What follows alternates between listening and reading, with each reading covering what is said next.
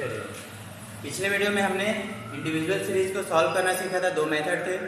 आज discrete series को देखेंगे। डिस्क्रीट सीरीज किसके लिए? मध्यिका के लिए। मध्यिका निकालना है डिस्क्रीट सीरीज में। तो ये हमारे पास एक डेटा दिया हुआ है, इसमें से मैं कुछ काम पहले कर चुका हूँ। हमको क्वेश्चन पेपर में ये सिर्फ दिया होगा, हमको n निकालना होगा। तो n पहले से मैं निकाल के रखा हूँ। इसमें थोड़ा सा चेंज होता है। डिस्क्रीट सीरीज में हमको क्या निकालना पड़ता है? यहाँ पर CF मतलब कम्युलेटिव फ्रीक्वेंसी। ये क्या है? फ्रीक्वेंसी। ये कम्युलेटिव फ्रीक्वेंसी मतलब संचयी बारंबारता, जिसमें हम संचय करते जाते हैं, सबको एक साथ इकट्ठा करते जाते हैं, एक एक करके। कैसे करते हैं? एक एक करके। हम एक साथ तो सबको ऐसे नहीं उठा सकते, तो एक एक करके पहले 4 को उठाए, पहला पॉइंट था। तो 4 के साथ अब इसको भी उठा लेंगे, तो कितना हो जाएगा? 6 हो जाएगा। 4 और 2 6, दोनों को एक साथ उठा लिया, हमारे दोनों हाथ में आ गया। फिर उसके बाद 2 को भी अपने एक हाथ में रखे, तो 8 हो गया। फिर हमारे हाथ में 8 हो गए। 8 के बाद 3 को और डाल दिए, तो कितना हो गया? 11। 11 और 2 13, ऐसे जोड़ते जाएंगे और ये कम्युलेटिव फ्रीक्वेंसी हमारा निकल जाएगा। 4 लिखे, 4 के बाद 2 को उसमें जोड़े, 6 आ गया। 6 के साथ फिर 2 को जोड़े तो 8 आ गया। 8 के साथ 3 को जोड़े तो 11 आ गया। 11 के साथ 2 13, ऐसे जोड़ते गए, आ गया हमारा कम्युलेटिव फ्रीक्वेंसी। अब जैसे मीन में डिस्क्रीट के लिए फॉर्मूला चेंज हो गया था, इसमें चेंज नहीं होगा, क्योंकि हमको इसमें क्या निकालना है? एक पॉइंट को निकालना है, ना कि नंबर को डायरेक्ट। तो पद इसमें निकालना है हमको, इसलिए इसका फॉर्मूला अभी भी ये हमारे लिए फायदा रहता है कि डिस्क्रीट सीरीज में अगर देता है मध्यिका निकालने के लिए, तो सिंपल सा एक ही फॉर्मूला होता है, वो है n+1 वहां पर। इसके लिए कोई विषम या सम की जरूरत नहीं है। सिर्फ एक ही फॉर्मूले से डिस्क्रीट सीरीज को हम सॉल्व कर सकते हैं मध्यिका के लिए। मीन के लिए 2 फॉर्मूला अलग अलग हो जाते हैं, तो इसमें एक ही फॉर्मूला है। ये मीन निकालेंगे तो n+1/2 वहां पर। ठीक है, n हमारे पास कितना है? 14।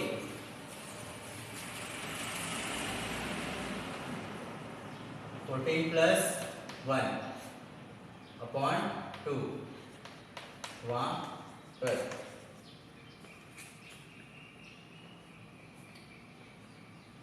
अब इसको सॉल्व करेंगे 15/2, तो ये आ जाएगा हमारा 7.5 वहां पर। ध्यान देना, वहां पर, ये वहां पर लिखना जरूरी है। ये नहीं लिखोगे तो हो सकता है आप कंफ्यूज हो जाओ, वहीं पर आंसर छोड़ दो, आंसर जबकि वो नहीं है। आप देखेंगे हम 7.5 हमारा कम्युलेटिव फ्रीक्वेंसी में, इसमें चेक करना है कि 7.25 कहाँ पर आएगा। अब देखो, यहाँ पर ये तो था 4, इसमें नहीं आ सकता क्योंकि वो इससे बड़ा है। 6 इसमें भी नहीं आ सकता क्योंकि बड़ा है। अब यहाँ पर देखें 8, तो 8 से क्या होता है? ये छोटा है 7.5, मतलब इसके बाद वाला जो भी नंबर आएगा वो 8 में शामिल रहेगा।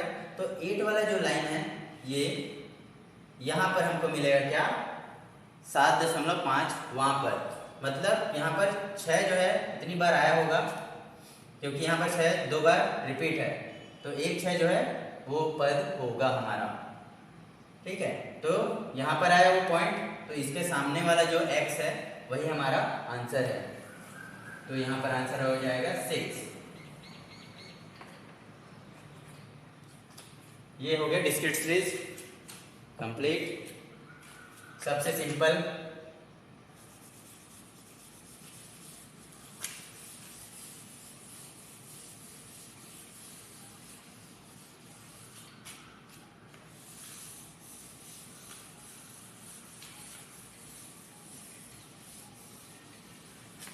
अब देखते हैं कंटिन्यूअस सीरीज। कंटिन्यूअस सीरीज का एक ही चीज, मतलब एक ही प्रकार को मैं यहाँ पर सॉल्व कराऊंगा, बाकी सब सेम है, वैसे ही होना है।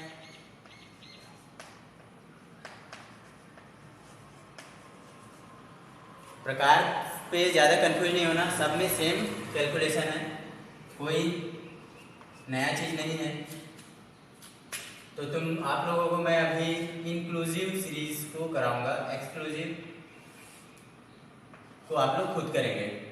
खुद से एग्जांपल लेके। तो सी आई हमको दे दिया है क्या, 0 to 2, सॉरी एक्सक्लूसिव, हाँ 0 to 2 to 4, 4 to 6, 6 to 8, 8 to 10,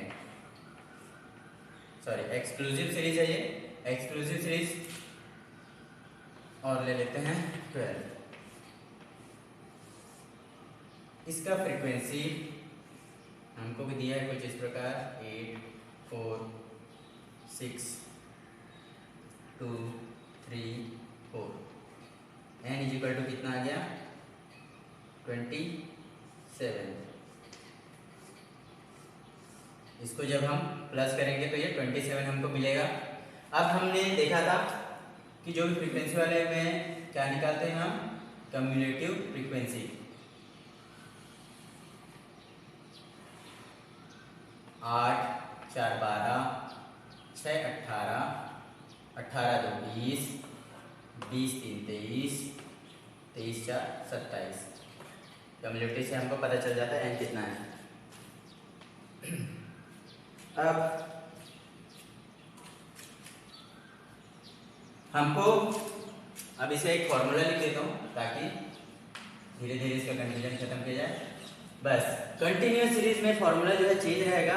lower limit double L में लिख सकते हो, सिंगल एल में लिख सकते हो, ब्रैकेट में n/2 minus C L upon F into C I, ये है इसका formula. Lower limit n/2, n को जानते हो आंकड़ों की संख्या, C F cumulative frequency, F frequency, C I class interval.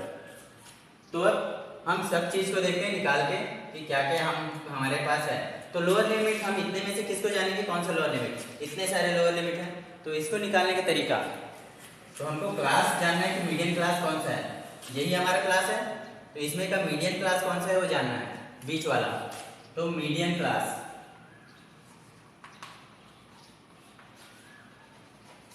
तो मीडियन क्लास निकालने के लिए हमारे पास फॉर्मूला है n/2। आंकड़ों को 2 से भाग दे दोगे तो बीच वाला आंकड़ा आएगा, वही हमारा मीडियन है, मतलब बीच का है। तो वहां पर वहां पर लिखता हूँ n/2 निकालेंगे तो n कितना है हमारा 27/2, इसको डिवाइड करेंगे तो 13.5। ठीक है, अब 13.5 कहाँ पर आ रहा है वो देखना है। तो हमको मिलेगा क्या, लोअर लिमिट के लिए क्लास, मीडियन क्लास निकाल ले n/2 से 13.5। देखो यहाँ तक कहाँ पर वो करेगा, बिलोंग करेगा 18 में, क्योंकि ये तो बड़ा है। तो 13.5 जैसे डिस्क्रीट में देखे थे वैसे ही इसमें आया। मतलब ये वाली लाइन को हम क्या कर लेते हैं, बॉक्स में अंडरलाइन कर लेते हैं ताकि कहीं छूटे ना। तो इस वाले पॉइंट में आया। अब इसी का जो क्लास है, ये वाला क्लास, इसमें लोअर लिमिट क्या दिख रहा है हमारा, L4। ठीक है, लोअर लिमिट मिल गया हमको। अब सी एफ क्या होता है, जस्ट जो हम संचयी बारंबारता है ऊपर से नीचे गए हैं तो सी एफ अब निकालेंगे। सी एफ कौन सा होगा इसमें का, ये वाला हमारा सी एफ कहलाएगा, जस्ट इसके ऊपर वाला, इससे छोटा वाला नंबर सी एफ। यही बस ध्यान देना है इसमें, कंफ्यूजन वाला काम। अगर आप नीचे से ऊपर जाते तो छोटा नंबर इस साइड आ जाता, मतलब जब जोड़ते हुए जाते नीचे से 4, 3, 7, 2, 9 ऐसे करके अगर इधर जाते तब क्या होता, वो नंबर नीचे की ओर मिलता सी एफ। अभी क्या मैं ऊपर से नीचे जोड़ते हुए आया, इसलिए नंबर कहाँ मिल रहा है, ऊपर साइड। तो सी एफ ये हो गया। और हमको क्या चाहिए, n/2 तो हमने निकाल लिया है पहले ही, सी एफ मिल गया। फ्रीक्वेंसी, अब इस लाइन में देखो फ्रीक्वेंसी, ये फ्रीक्वेंसी वाला लाइन, ये ब्लॉक, तो ये हमारा क्या हो गया, फ्रीक्वेंसी। तो f इज इक्वल टू 6। और क्या चाहिए हमको, सी आई। तो सी आई इक्वल टू कितना है, दोनों के बीच का अंतर 2, वही हमारा क्लास इंटरवल। तो हमको पूरी चीज अब यहाँ पर मिल गया है। n/2 को भी लिख लेता हूँ, कितना है 13.5, क्योंकि जरूरत पड़ेगा, मैं ऊपर मिटा रहा हूँ इस वाले लाइन को। फॉर्मूला में वैल्यू पुट करेंगे और सॉल्व करेंगे। एल हमको मिल गया 4 lower limit plus n/2 13.25 minus CF है 12,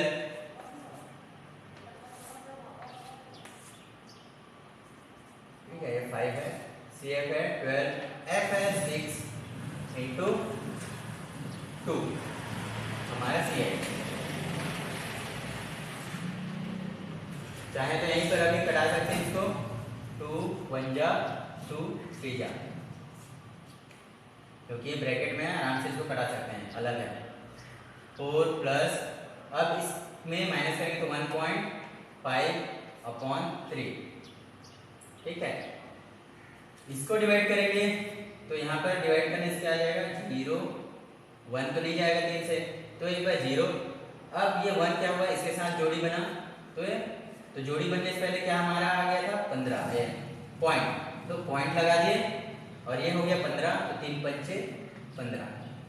अब इसको हम इसमें जोड़ देंगे, वही हमारा आंसर होगा 4.5, ये हमारा आंसर। इस प्रकार मीडियन निकल गया, हमारा आंसर ये है।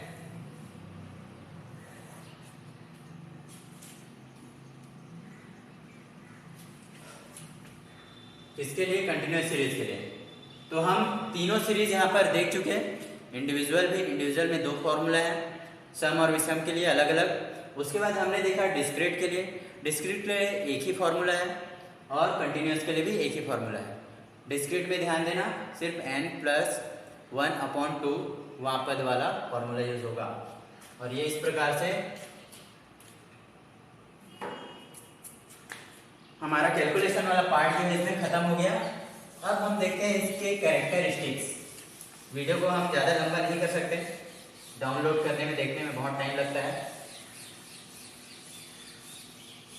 तो इसके अब कैरेक्टरिस्टिक्स देखेंगे, उसके बाद ये वीडियो क्लोज होगा।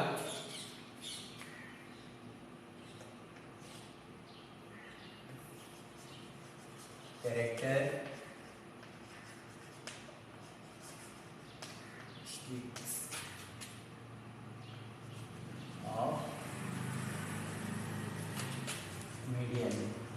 Characteristics of median. फर्स्ट क्या है, ये समझने में आसान, समझने में आसान है। देखो, अच्छे केंद्रीय प्रवृत्ति के माप में मैंने क्या लिखा था, इसमें समझने में आसान हो, इसीलिए वर्ड पे ध्यान देना बोला था उसी में। तो यहाँ पर ये कैसा है, समझने में आसान है, हो नहीं लिख देना, वैसे मीन में भी है। दूसरा, गणना करने में भी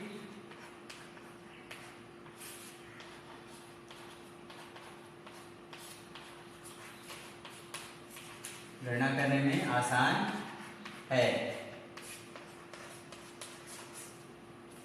तीसरा, क्या ये सभी आंकड़ों पर आधारित है?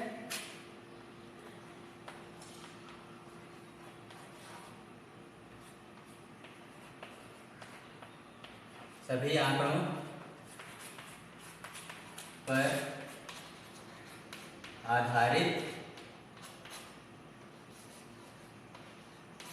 नहीं है, सभी आंकड़ों पर आधारित नहीं है। ये एक गुण को फॉलो नहीं करता। क्यों? क्योंकि हमको इसमें क्या चाहिए होता है, सिर्फ बीच वाला पद। तो बीच वाला पद ही चाहिए, साइड वाले पदों से हमको कोई मतलब नहीं होता है। उनका यूज सिर्फ काउंटिंग के लिए होता है। साइड वाले आंकड़े चाहे कितने बड़े भी हों, चाहे कितने छोटे हों, उनसे कोई मतलब नहीं। बीच में जो आएगा वो हमारा आंसर होगा, इसलिए सभी आंकड़ों पर आधारित नहीं होता है। चौथा है हमारा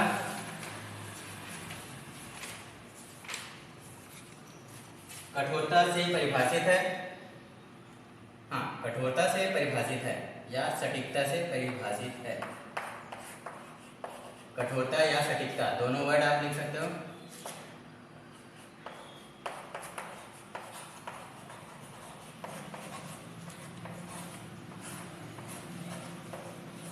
कठोरता से परिभाषित है। पांचवा,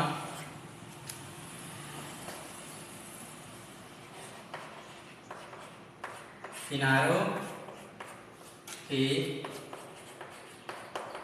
आंकड़ों से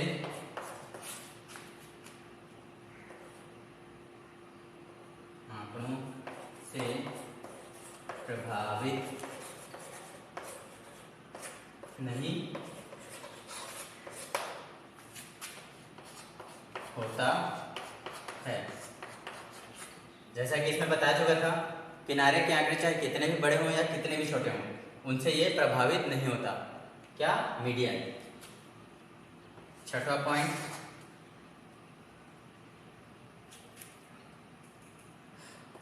न्याय दर, सैंपल।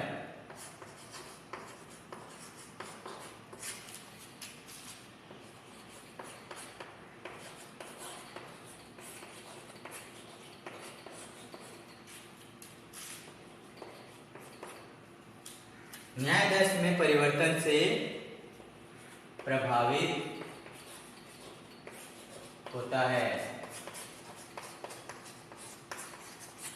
ठीक है, न्याय दर में परिवर्तन से प्रभावित होता है। कैसे?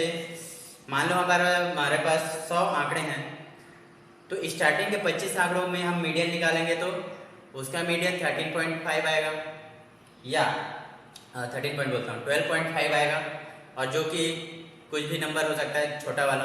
उसके बाद दूसरे अगर ग्रुप को देखा जाए, उसमें से हम निकालें मीडियन, तो उसमें मीडियन कुछ और आ जाएगा, क्योंकि उसमें बड़ा हो जाएगा सीरीज। तो इस कारण से क्या होता है, इसमें न्याय दर में अगर परिवर्तन होता है, सैंपल में अगर चेंजेस करते हैं हम, तो क्या होता है, इसका वैल्यू भी चेंज होता है। ठीक है, मीडियन हमारा चेंज हो जाता है। तो ये वाला दूसरा गुण, ये इसके में अवगुण है। सातवां, उच्च सांख्यिकी में प्रयोग नहीं होता, क्योंकि उच्च सांख्यिकी में रिसर्च या किसी प्रैक्टिकल में हम सभी आंकड़ों पर ध्यान देते हैं। उच्च सांख्यिकी में प्रयोग नहीं होता है।